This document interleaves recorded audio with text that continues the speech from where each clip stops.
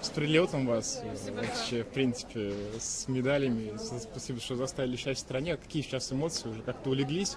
Или все еще бурлят внутри?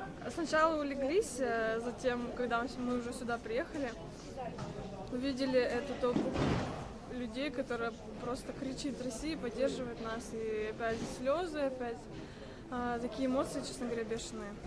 Но спасибо большое болельщикам, это нереальная энергетика.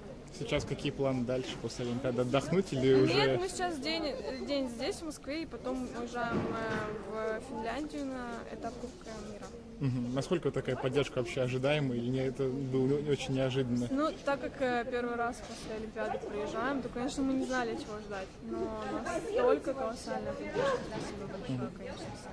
Эти 3 недели — это лучшие 3 недели вашей жизни? Да, было круто на самом деле. Может быть, не лучше, как бы прям 3 недели, но это очень крутое время.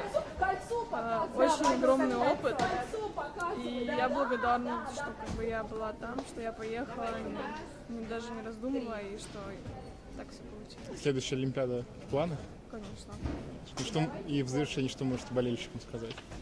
Спасибо большое за вашу любовь, за вашу поддержку. Мы все это чувствуем, все читаем.